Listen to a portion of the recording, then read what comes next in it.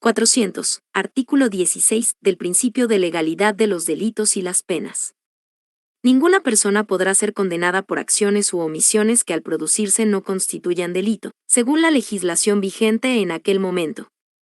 Ningún delito se castigará con otra pena que la señalada por una ley que haya entrado en vigencia con anterioridad a su perpetración, a menos que una nueva ley favorezca al imputado. Ninguna ley podrá establecer penas sin que la conducta que se sanciona esté descrita de manera clara y precisa en ella. Lo establecido en este artículo también será aplicable a las medidas de seguridad. Párrafo Derecho a asesoría jurídica gratuita. 401. Artículo 17. Derecho a la asesoría jurídica gratuita. Toda persona tiene derecho a la asesoría jurídica gratuita en los casos y en la forma que establezca la Constitución y la ley. El Estado asegura la asesoría jurídica gratuita e integra por parte de abogadas y abogados habilitados, para el ejercicio de la profesión, a toda persona que no pueda obtenerla por sí misma. 402. Artículo 18. Es deber del Estado otorgar asistencia jurídica especializada para la protección del interés superior de los niños, niñas y adolescentes, especialmente cuando estos han sido sujetos de medidas de protección, procurando crear todas las condiciones necesarias para el resguardo de sus derechos. 403. Artículo 19. Servicio Integral de Acceso a la Justicia. Un organismo desconcentrado de carácter técnico, denominado Servicio Integral de Acceso a la Justicia, tendrá por función prestar asesoría, defensa y representación letrada de calidad a las personas, así como también brindar apoyo profesional de tipo psicológico y social en los casos que corresponda. La ley determinará la organización, áreas de atención, composición y planta de personal del Servicio Integral de Acceso a la Justicia, considerando un despliegue territorialmente desconcentrado. Capítulo: Defensoría Penal Pública. 404. Artículo 20. De la Defensoría Penal Pública. La Defensoría Penal Pública es un organismo autónomo, con personalidad jurídica y patrimonio propio, que tiene por función proporcionar defensa penal a los imputados por hechos que pudiesen ser constitutivos de delito, que deban ser conocidos por los tribunales con competencia en lo penal, desde la primera actuación de la investigación dirigida en su contra y hasta la completa ejecución de la pena, que le haya sido impuesta, y que carezcan de defensa letrada. En las causas en que intervenga la Defensoría Penal Pública, podrá concurrir ante los organismos internacionales de derechos humanos. La ley determinará la organización y atribuciones de la Defensoría Penal Pública, debiendo garantizarse su independencia externa. 405. Artículo 21. De la Defensa Penal Pública. La función de defensa penal pública será ejercida por defensoras y defensores penales públicos. Los servicios de defensa jurídica que preste la Defensoría Penal Pública no podrán ser licitados o delegados en abogados particulares, sin perjuicio de la contratación excepcional que pueda realizar en los casos y forma que establezca la ley. 406. Artículo 22. Dirección de la Defensoría Penal Pública. La Dirección Superior de la Defensoría Penal Pública será ejercida por la o el Defensor Nacional, quien durará 6 años en su cargo, sin reelección. La defensora o defensor nacional será nombrado por la mayoría de las y los integrantes del Congreso de Diputadas y Diputados y la Cámara de las Regiones en sesión conjunta, a partir de una terna propuesta por la o el Presidente de la República, conforme al procedimiento que determine la ley. Capítulo: Defensoría del Pueblo.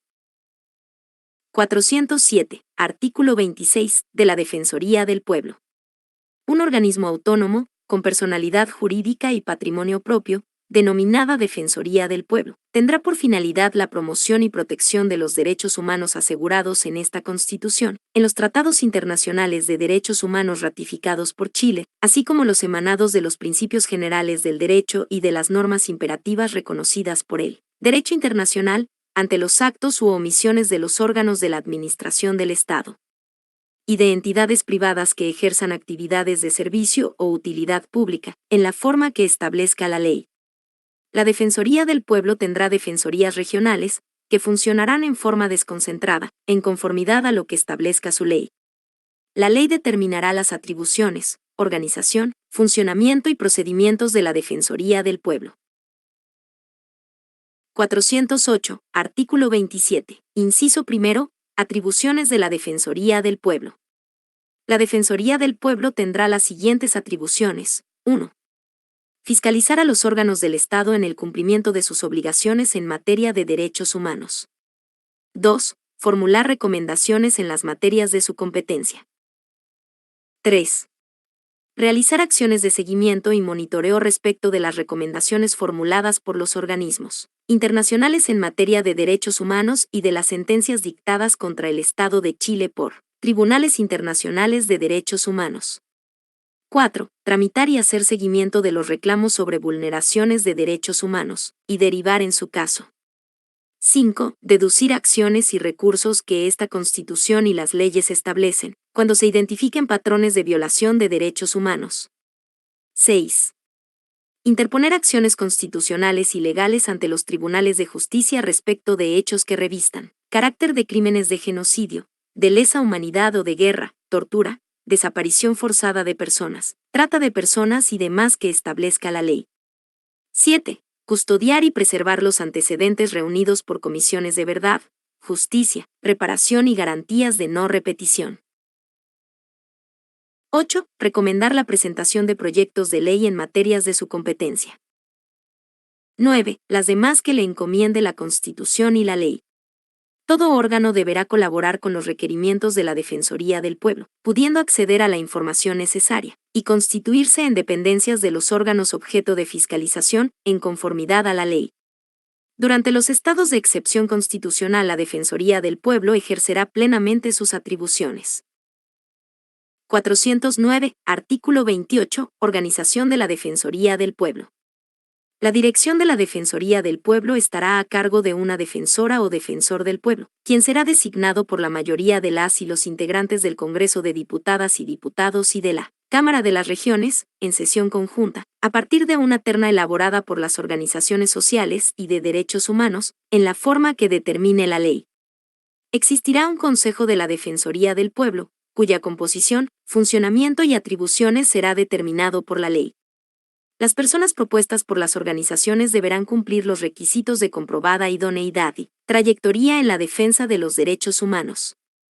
La defensora o el defensor del pueblo durará un periodo de 6 años en el ejercicio del cargo, sin posibilidad de reelección. Al cesar su mandato y durante los 18 meses siguientes, no podrá optar a ningún cargo de elección popular ni de exclusiva confianza de alguna autoridad. Gozará de inamovilidad en su cargo y será inviolable en el ejercicio de sus atribuciones. Cesará en su cargo por cumplimiento de su periodo, por condena por crimen o simple delito, renuncia, enfermedad incompatible con el ejercicio de la función y por remoción. Podrá ser removido por la Corte Suprema, por notable abandono de deberes, en la forma que establezca la ley. 410. Artículo 29. Existirá un organismo autónomo, con personalidad jurídica y patrimonio propio, denominado Defensoría de los Derechos de la Niñez, que tendrá por objeto la difusión, promoción y protección de los derechos de que son titulares los niños, en conformidad a la Constitución Política de la República, a la Convención sobre los Derechos del Niño y a los demás tratados internacionales ratificados por Chile que se encuentren vigentes, así como a la legislación nacional, velando por su interés superior. La ley determinará la organización, funciones, financiamiento y atribuciones de la Defensoría de los Derechos de la Niñez. Capítulo: Defensoría de la Naturaleza. 411. Artículo 30. La Defensoría de la Naturaleza.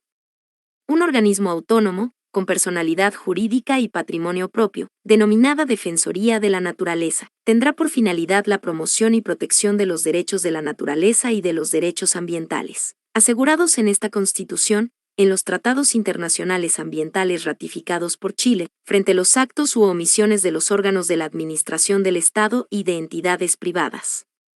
La Defensoría de la Naturaleza tendrá defensorías regionales, que funcionarán en forma desconcentrada, en conformidad a lo que establezca su ley. La ley determinará las atribuciones, organización, funcionamiento y procedimientos de la Defensoría de la Naturaleza. 412. Artículo 31. Atribuciones de la Defensoría de Naturaleza. La Defensoría de la Naturaleza tendrá las siguientes atribuciones: fiscalizar a los órganos del Estado en el Cumplimiento de sus obligaciones en materia de derechos ambientales y derechos de la naturaleza. Formular recomendaciones en las materias de su competencia. Tramitar y hacer seguimiento de los reclamos sobre vulneraciones de derechos ambientales y derivar en su caso. Deducir acciones constitucionales y legales cuando se vulneren derechos ambientales y de la naturaleza, y las demás que le encomiende la Constitución y la ley. 413. Artículo 32. Dirección de la Defensoría de la Naturaleza.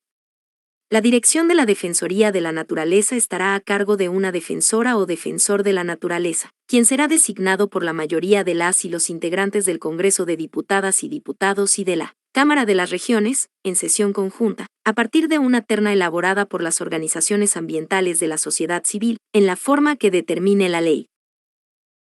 414. Artículo 35. Agencia Nacional del Agua.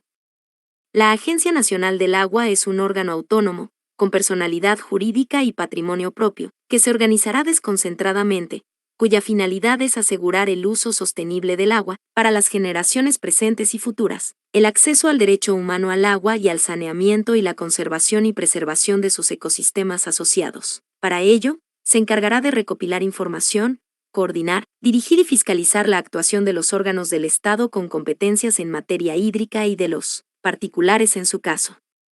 Entre las demás funciones que determine la ley, la Agencia Nacional del Agua deberá liderar y coordinar a los organismos con competencia en materia hídrica, velar por el cumplimiento de la política hídrica nacional que establezca la autoridad respectiva, otorgar, revisar, modificar, caducar o revocar autorizaciones administrativas sobre las aguas, implementar y monitorear los instrumentos de gestión y protección ambiental establecidos en ella, coordinar y elaborar un sistema unificado de información de carácter público, e impulsar la constitución de organismos a nivel de cuencas, a quienes prestará asistencia, para que realicen la gestión integrada, gobernanza participativa y planificación de las intervenciones en los cuerpos de agua y los ecosistemas, asociados a la o las respectivas cuencas. Deberá fiscalizar el uso responsable y sostenible del agua y aplicar las sanciones administrativas que correspondan. Podrá determinar la calidad de los servicios sanitarios, así como las demás que señale la ley. Las sanciones impuestas por la agencia podrán ser reclamadas ante los tribunales de justicia. 415. Artículo 35 bis, de la coordinación de la Autoridad Nacional del Agua. La ley regulará las instancias de coordinación entre la Autoridad Nacional del Agua y el Ejecutivo, especialmente respecto de la política nacional hídrica, así también la organización, designación, estructura, funcionamiento y demás funciones y competencias de la Autoridad Nacional, como de los organismos de cuenca. Capítulo: Banco Central. 416. Artículo 37. Del Banco Central. El Banco Central es un órgano autónomo con personalidad jurídica y patrimonio propio, de carácter técnico, encargado de formular y conducir la política monetaria. La ley regulará su organización, atribuciones y sistemas de control, así como la determinación de instancias de coordinación entre el banco y el gobierno. 417. Artículo 38. Objeto del Banco Central. Le corresponderá en especial al Banco Central, para contribuir al bienestar de la población, velar por la estabilidad de los precios y el normal funcionamiento de los pagos internos y externos. Para el cumplimiento de sus objetivos, el Banco Central deberá considerar la estabilidad financiera, la volatilidad cambiaria, la protección del empleo, el cuidado del medio ambiente y patrimonio natural y los principios que señale la Constitución y la ley. El banco, al adoptar sus decisiones, deberá tener presente la orientación general de la política económica del gobierno. 418. Artículo 39. Atribuciones del Banco Central. Son atribuciones del Banco Central la regulación de la cantidad de dinero y de crédito en circulación, la ejecución de operaciones de crédito y cambios internacionales, como, asimismo, la dictación de normas en materia monetaria, crediticia, financiera y de cambios internacionales, y las demás que establezca la ley. 419. Artículo 40. De las limitaciones. El Banco Central solo podrá efectuar operaciones con instituciones financieras, sean estas públicas o privadas. De ninguna manera podrá otorgar a ellas su garantía, ni adquirir documentos emitidos por el Estado, sus organismos o empresas. Ningún gasto público o préstamo podrá financiarse con créditos directos e indirectos del Banco Central. Sin perjuicio de lo anterior, en situaciones excepcionales y transitorias en las que así lo requiera la preservación del normal funcionamiento de los pagos internos y externos, el Banco Central podrá comprar durante un periodo determinado y vender en el mercado secundario abierto instrumentos de deuda emitidos por el fisco, en conformidad a la ley. 420. Artículo 41. Rendición de cuentas. El banco rendirá cuenta periódicamente al Congreso sobre la ejecución de las políticas a su cargo, respecto de las medidas y normas generales que adopte en el ejercicio de sus funciones y atribuciones y sobre los demás asuntos que se le soliciten mediante informes u otros mecanismos que determine la ley. 421. Artículo 42. Del Consejo del Banco Central. La dirección y administración superior del banco estará a cargo de un consejo, al que le corresponderá cumplir las funciones y ejercer las atribuciones que señale la Constitución y la ley. El consejo estará integrado por 7 consejeras y consejeros designados por la o el presidente de la República, con acuerdo de la mayoría de las y los integrantes del Congreso de las Diputadas y Diputados y la Cámara de las Regiones, en sesión conjunta. Durarán en el cargo por un periodo de 10 años, no reelegibles, renovándose por parcialidades en conformidad a la ley. Las y los consejeros del Banco Central deben ser profesionales de comprobada idoneidad y trayectoria en materias relacionadas con las competencias de la institución. La o el presidente del Consejo, que lo será también del banco, será designado por la o el presidente de la República de entre las y los integrantes del Consejo, y durará 5 años en este cargo o el tiempo menor que le reste como consejero, pudiendo ser reelegido para un nuevo periodo.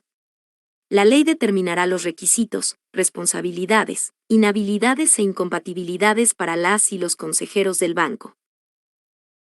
422. Artículo 43. Responsabilidad de las y los consejeros del Banco Central.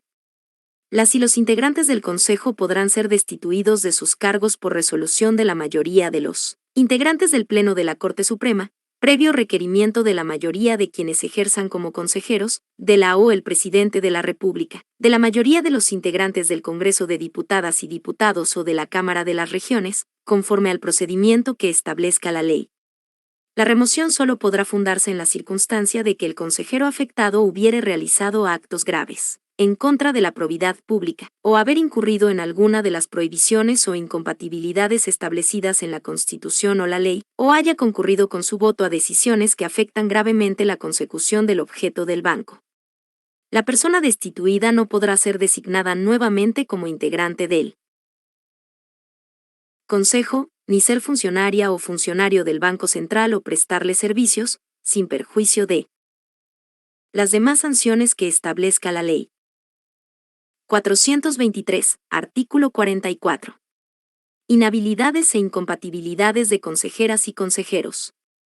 No podrán integrar el Consejo quienes en los 12 meses anteriores a su designación hayan participado en la propiedad o ejercido como director, gerente o ejecutivo principal de una empresa bancaria, administradora de fondos o cualquiera otra que preste servicios de intermediación financiera, sin perjuicio de las demás inhabilidades que establezca la ley. Una vez que hayan cesado en sus cargos, los integrantes del Consejo tendrán la misma incompatibilidad por un periodo de 12 meses. Capítulo: Contraloría General de la República. 424. Artículo 45. De la Contraloría General de la República. La Contraloría General de la República es un órgano técnico, autónomo, con personalidad jurídica y patrimonio propio, encargada de velar por el cumplimiento del principio de probidad en la función pública, ejercer el control de constitucionalidad y legalidad de los actos de la administración del Estado, incluidos los gobiernos regionales, locales y demás entidades, organismos y servicios que determine la ley. Estará encargado de fiscalizar y auditar el ingreso, cuentas y gastos de los fondos públicos. En el ejercicio de sus funciones, no podrá evaluar los aspectos de mérito o conveniencia de las decisiones políticas o administrativas. La ley establecerá la organización, funcionamiento, planta, procedimientos y demás atribuciones de la Contraloría General de la República. 425. Artículo 46. De la Dirección de la Contraloría General de la República. La dirección de la Contraloría General de la República estará a cargo de una Contralora o Contralor General, quien será designado por la o el Presidente de la República, con acuerdo de la mayoría de las y los integrantes del Congreso de Diputadas y Diputados y la Cámara de las Regiones, en sesión conjunta. La Contralora o Contralor General durará en su cargo por un plazo de 8 años, sin posibilidad de reelección. Un Consejo de la Contraloría, cuya conformación y funcionamiento determinará la ley, aprobará anualmente el programa de fiscalización y auditoría de servicios públicos, determinando servicios o programas que, a su juicio, deben necesariamente ser incluidos en el programa referido. Los dictámenes que modifican la jurisprudencia administrativa de la Contraloría deberán ser consultados ante el Consejo. 426, artículo 47. Del control de constitucionalidad y legalidad de la Contraloría. En el ejercicio del control de constitucionalidad y legalidad, la Contraloría General tomará razón de los decretos, resoluciones y otros actos administrativos o representará su ilegalidad. Sin embargo, deberá darles curso cuando la o el Presidente de la República insista con la firma de todos sus ministros, debiendo enviar copia de los respectivos decretos al Congreso. En ningún caso dará curso a los decretos de gastos que excedan el límite señalado en la Constitución o la ley, remitirá copia íntegra de los antecedentes al Congreso. Tratándose de la representación por inconstitucionalidad, no procederá insistencia y el pronunciamiento de la Contraloría será reclamable ante la Corte Constitucional. Además, le corresponderá tomar razón de los decretos con fuerza de ley, debiendo representarlos, cuando ellos excedan o contravengan la respectiva ley delegatoria. Respecto de los decretos, resoluciones y otros actos administrativos de entidades territoriales que, de acuerdo a la ley, deban tramitarse por la Contraloría, la toma de razón corresponderá a la respectiva Contraloría Regional. Los antecedentes que debieran remitirse, en su caso, lo serán a la correspondiente Asamblea Regional. 427, artículo 48. De la potestad para emitir dictámenes y la facultad fiscalizadora de la Contraloría General de la República. La Contraloría General de la República podrá emitir dictámenes obligatorios para toda autoridad, funcionario o trabajador de cualquier órgano integrante de la Administración del Estado, de las regiones y de las comunas, incluyendo los directivos de empresas públicas o sociedades en las que tenga participación una entidad estatal, o cualquier otra entidad territorial. Los órganos de la Administración del Estado, los gobiernos regionales y locales, órganos autónomos, empresas públicas, sociedades en que el Estado tenga participación, personas jurídicas que dispongan de recursos fiscales o administren bienes públicos, y los demás que defina la ley, estarán sujetos a la fiscalización y auditorías de la Contraloría General de la República. La ley regulará el ejercicio de estas potestades fiscalizadoras y auditoras. 428, artículo 49, de las Contralorías Regionales. La Contraloría General de la República funcionará desconcentradamente en cada una de las regiones del país, mediante Contralorías Regionales. La dirección de cada Contraloría Regional estará a cargo de una o un Contralor Regional, designado por la o el Contralor General de la República. En el ejercicio de sus funciones deberán mantener la unidad de acción, con el fin de aplicar un criterio uniforme en todo el territorio del país. La ley determinará las demás atribuciones de las Contralorías Regionales y regulará su organización y funcionamiento. Respecto de las entidades territoriales, a través de las Contralorías Regionales, controlará la legalidad de su actividad financiera, la gestión y los resultados de la administración de los recursos públicos. 429, artículo 50, condición para el pago de las tesorerías del Estado. Las tesorerías del Estado no podrán efectuar ningún pago sino en virtud de un decreto o resolución expedido, por autoridad competente, en que se exprese la ley o la parte del presupuesto que autorice aquel gasto. Los pagos se efectuarán considerando, además, el orden cronológico establecido en ella y previa refrendación presupuestaria del documento que ordene el pago. Capítulo: Tribunales Electorales y Servicio Electoral. Párrafo: Servicio Electoral. 430, artículo 52, del Servicio Electoral. Un organismo autónomo, con personalidad jurídica y patrimonio propio, denominado Servicio Electoral, ejercerá la administración, supervigilancia y fiscalización de los procesos electorales y plebiscitarios, del cumplimiento de las normas sobre transparencia, límite y control del gasto electoral, de las normas sobre organizaciones políticas, de las normas relativas a mecanismos de democracia directa y participación ciudadana, así como las demás funciones que señale la Constitución y la ley. En lo referente a la democracia participativa y los mecanismos consagrados en esta Constitución, será función del Servicio Electoral promover la información, educación y participación ciudadana y /diagonal o electoral en relación a tales procesos, en colaboración con otros organismos del Estado y la sociedad civil. Así también deberá velar por la implementación y la recta ejecución de estos mecanismos.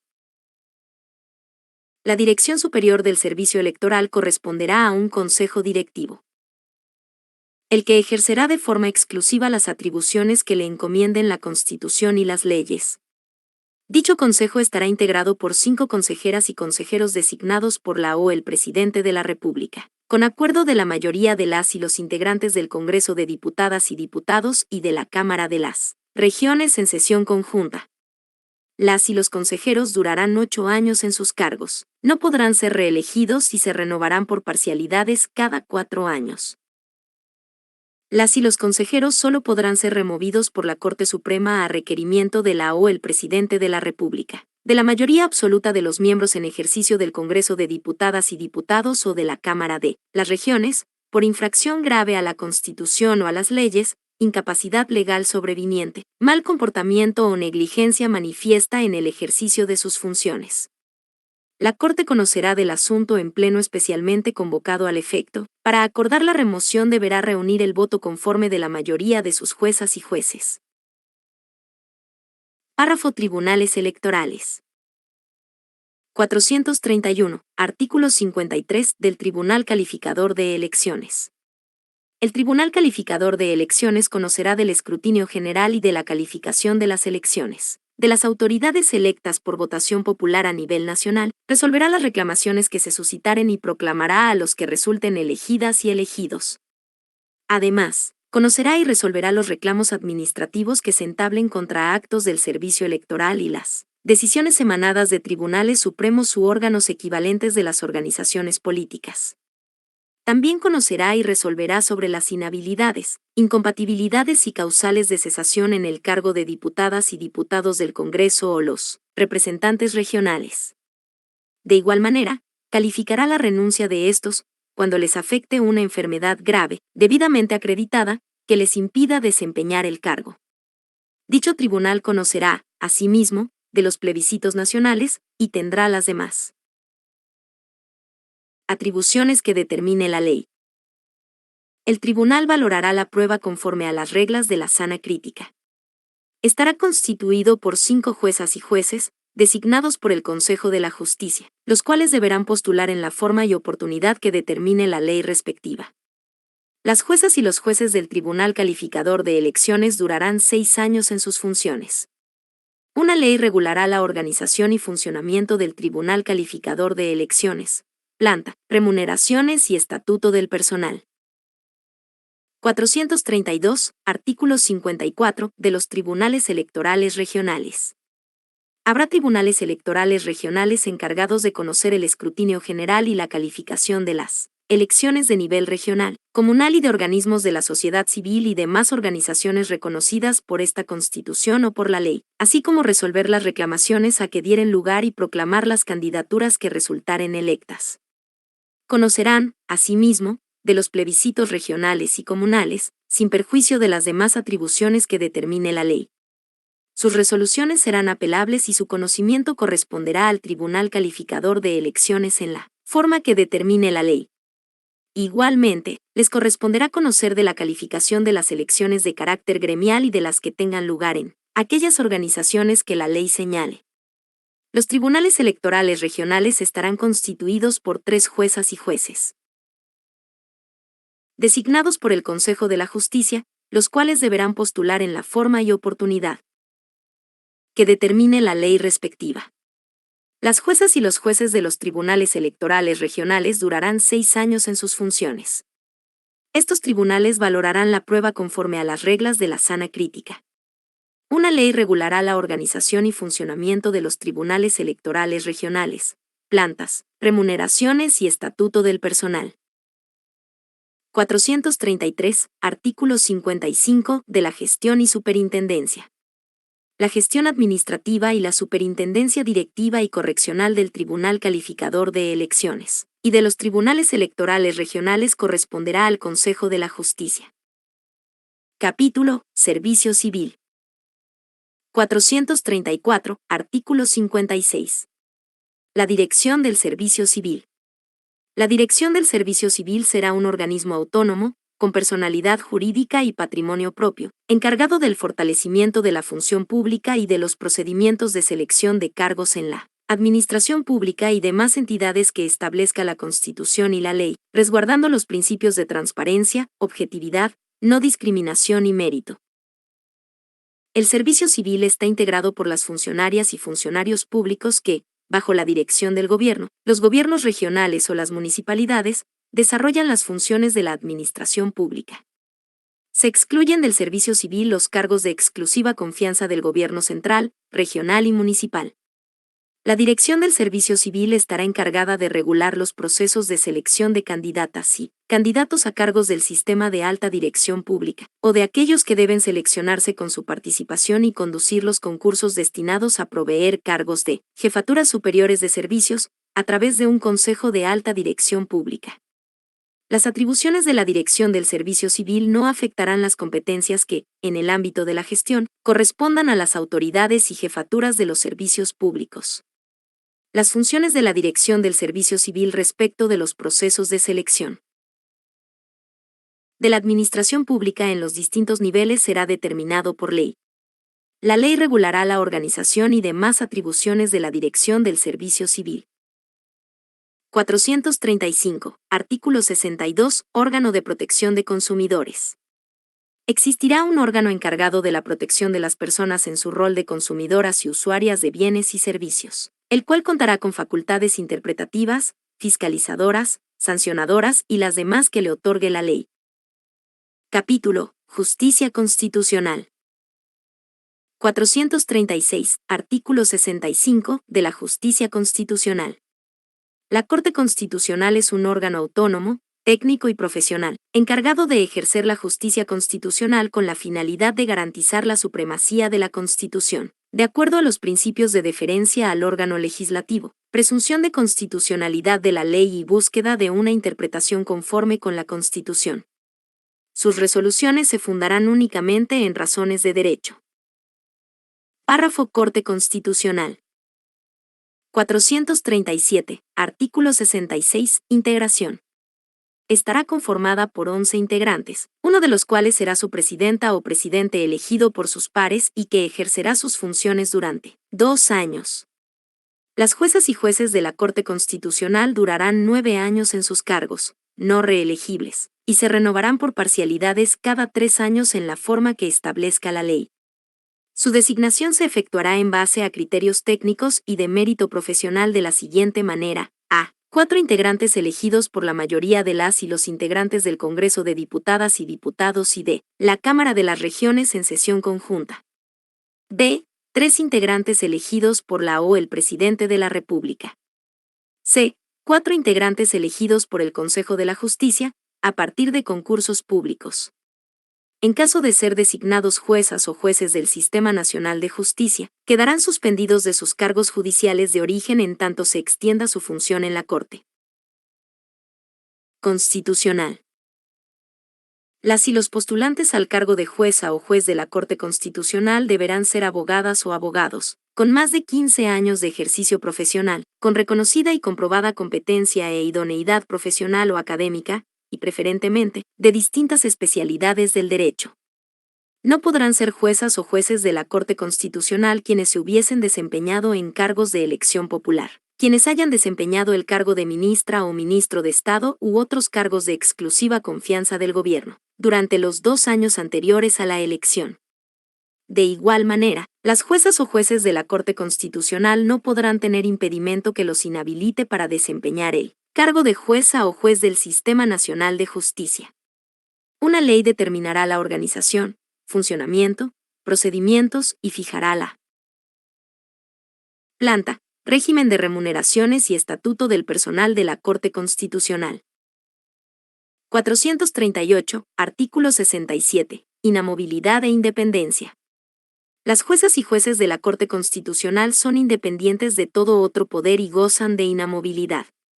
Cesarán en sus cargos por haber cumplido su periodo, por incapacidad legal sobreviniente, por renuncia, por sentencia penal condenatoria, por remoción, enfermedad incompatible con el ejercicio de la función u otra causa establecida en la ley. 439, artículo 68, de las incompatibilidades e inhabilidades. El ejercicio del cargo de jueza o juez de la Corte Constitucional es de dedicación exclusiva. La ley determinará las demás incompatibilidades e inhabilidades para el desempeño de este cargo. Al terminar su periodo, y durante los 18 meses siguientes, no podrán optar a ningún cargo de elección popular ni de exclusiva confianza de alguna autoridad. 440, artículo 68 bis. La Corte Constitucional resolverá los conflictos de competencia entre el Congreso de Diputadas y Diputados y la Cámara de las Regiones, o entre estas y el Presidente de la República.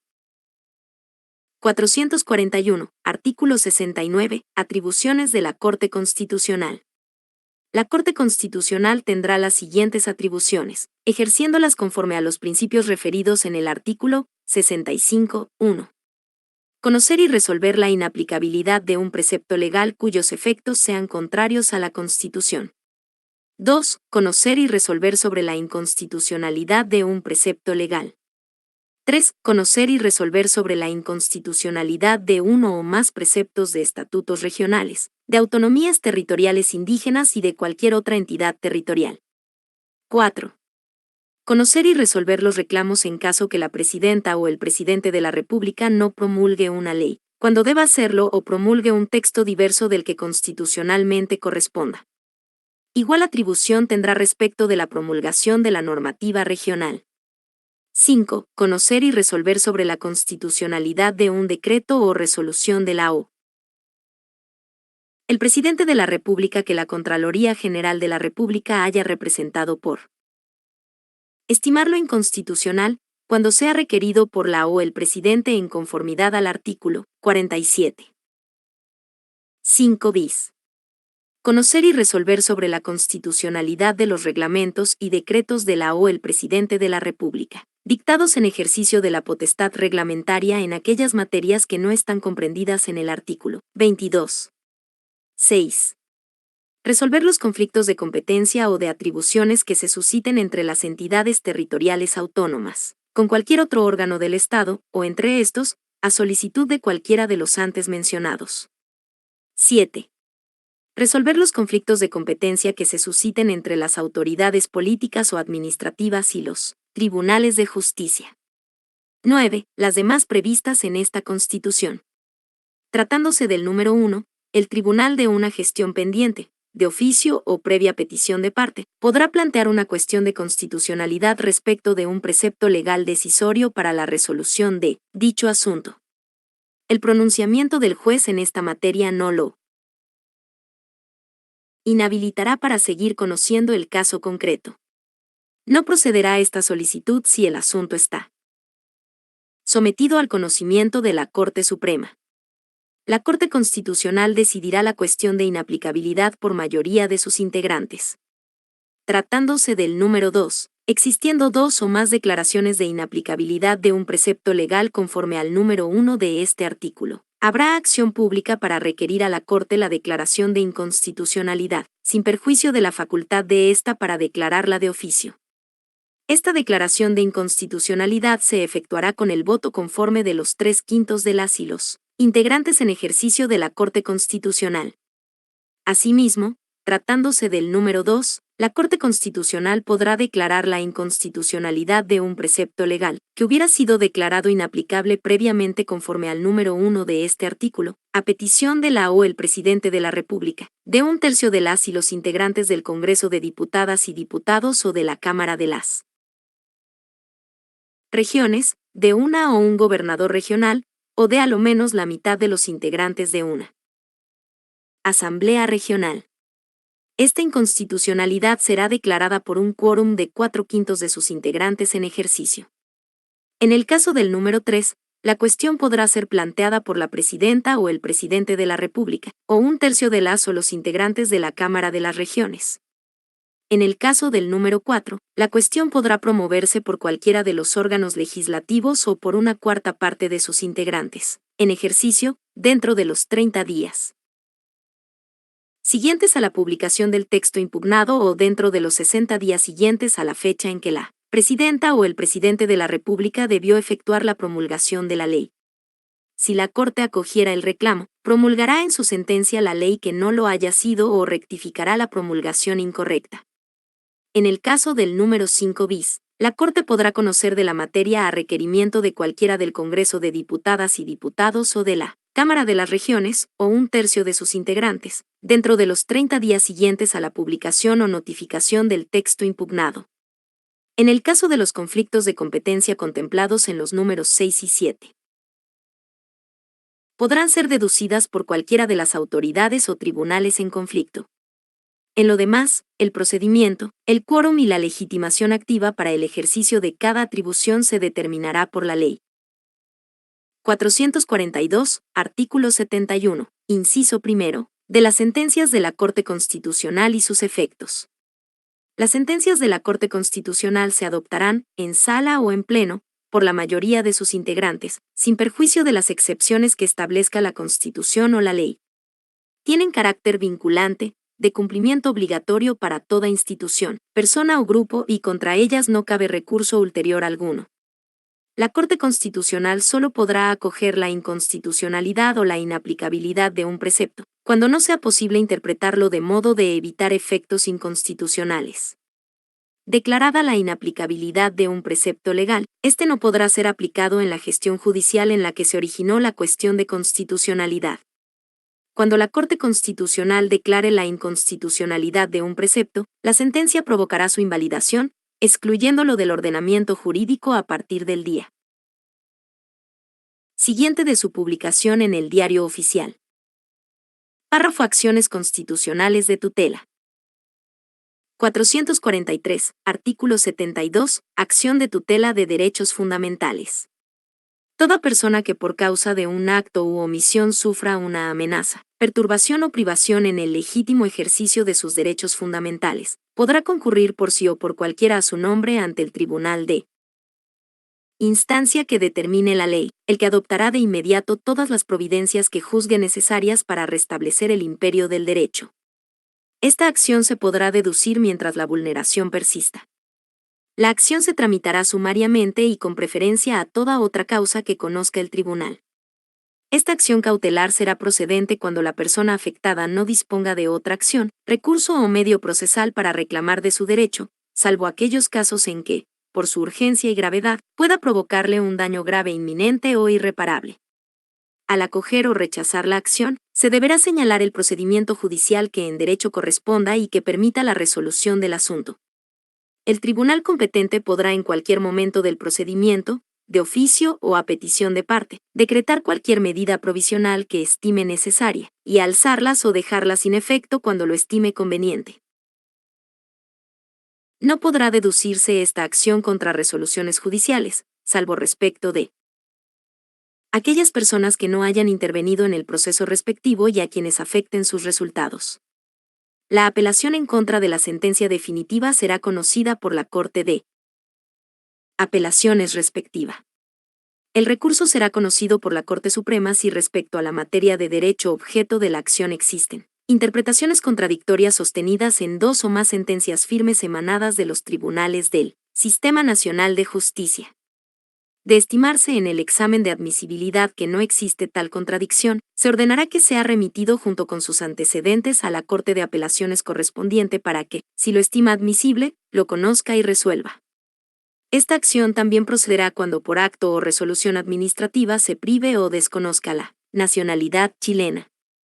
La interposición de la acción suspenderá los efectos del acto o resolución recurrida.